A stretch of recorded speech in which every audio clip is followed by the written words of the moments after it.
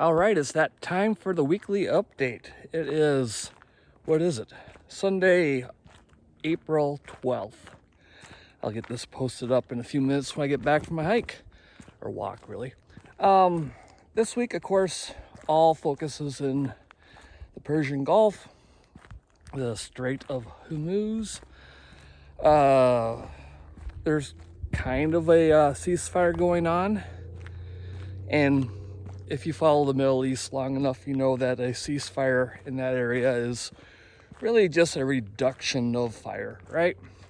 But let's take what we can get. It's a positive.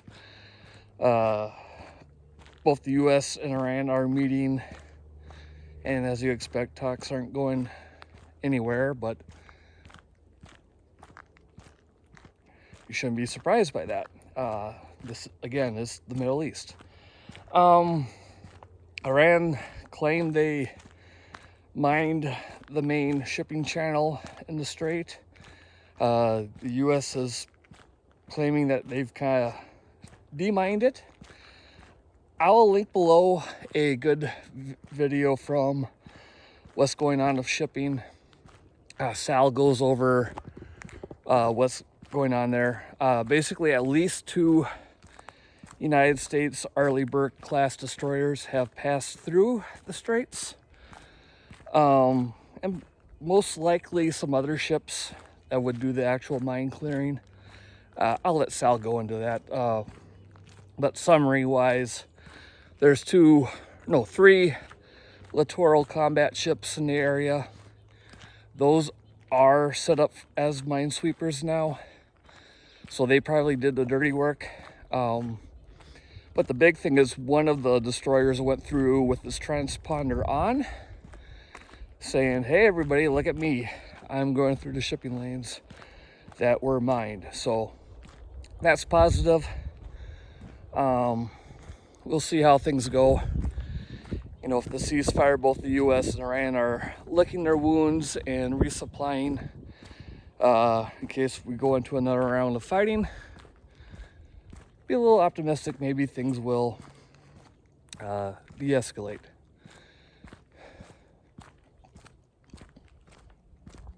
Guy can hope, right? Any rate, another international thing that's got my attention, and I'll link that video where it goes into more detail too from S2 Underground, is a protest going on over in Ireland.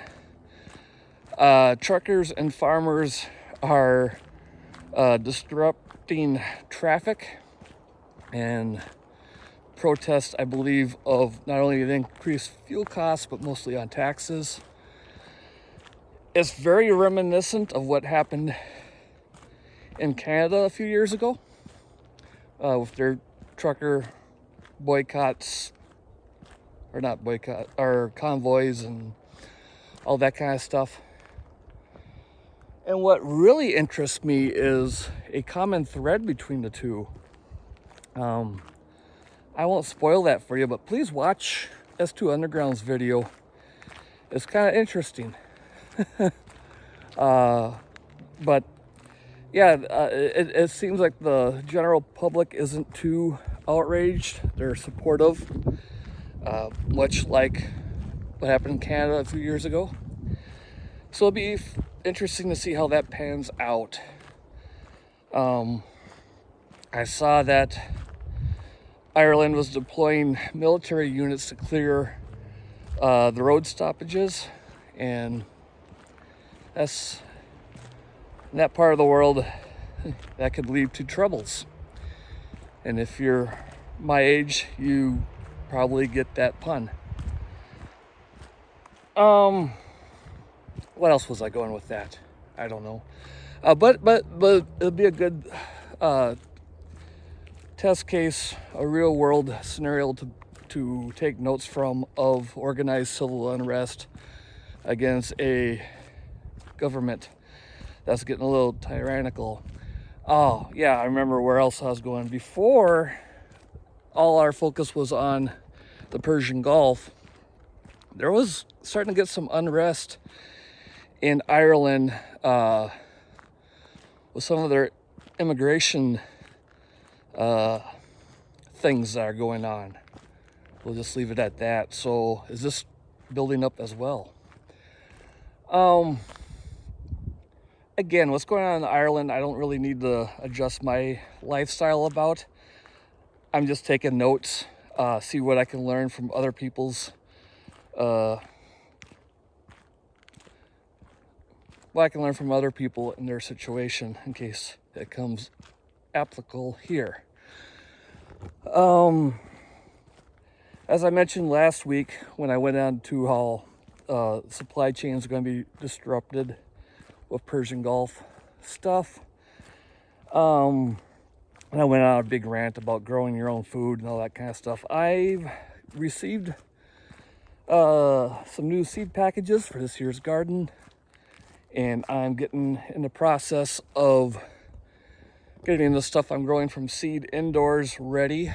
Not quite time to plant in my area. That'll be about another month, but get everything set up with my grow lights and heat mats and all that kind of stuff to get the peppers going. I may start, or not may, I will start some herbs that'll stay in the house.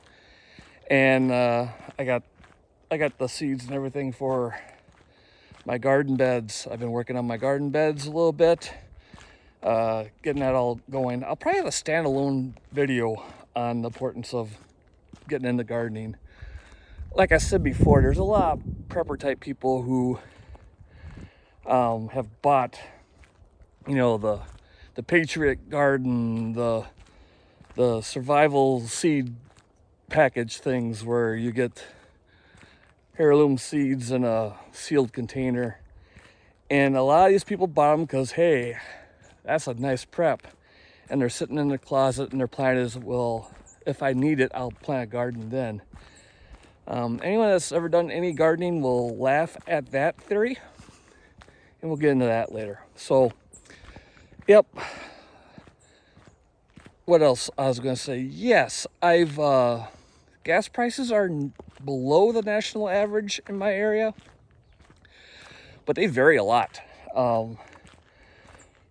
From my commute, I have a fairly long commute, and I think the gas prices vary almost like 50 cents per gallon. So be vigilant on where you shop for gas. I've reduced a lot of my trips, as I mentioned before. Being a guy that naturally likes to avoid the crowds, I typically would do like an early Saturday morning trip to the grocery stores, the box stores, and all that kind of stuff. No, I'm not wasting my gas on the weekend. I just leave for work a little earlier and get the non-perishable stuff that doesn't need to be refrigerated. And then I can get like milk or whatever quickly on the way home, in and out. Even though I have to deal with the crowds, getting one or two items is pretty easy. So that's been a shift in my patterns. In all honesty, even when gas prices are more stable and life goes back to normal-ish, or a pattern that we're more comfortable with, I should probably still keep that habit alive. Even if gas was 50 cents a gallon, the less you use, the less the better. So, all right, we're just over 9 minutes. That should do it. Yeah, just staying the course right now. But again, I'll link those two videos. They were probably the most interesting videos I've seen this week on what's going on. So check it out if you have the time. Be safe out there.